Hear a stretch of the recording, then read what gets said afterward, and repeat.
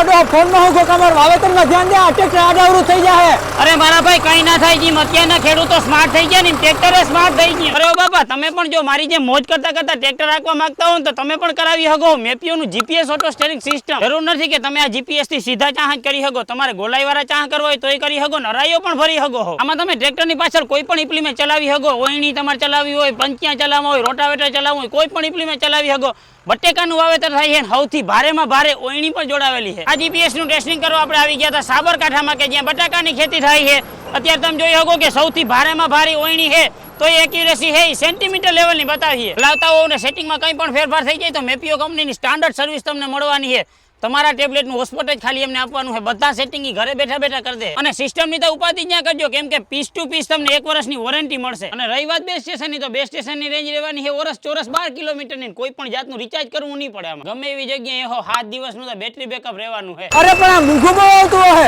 અરે મારા ભાઈ જરાય મૂકું ન થાતું ખેડૂતોને પોહાય ને એવા ભાવમાં આવે છે આ તો કિંમત કા કયો અરે મારા ભાઈ કિંમત માટે સિમ્પલી કોમેન્ટ કરો કોમેન્ટ બોક્સમાં તમને મેપિયો કંપનીના નંબર આવી છે ત્યાંથી બધી ઇન્ફોર્મેશન લઈ શકો છો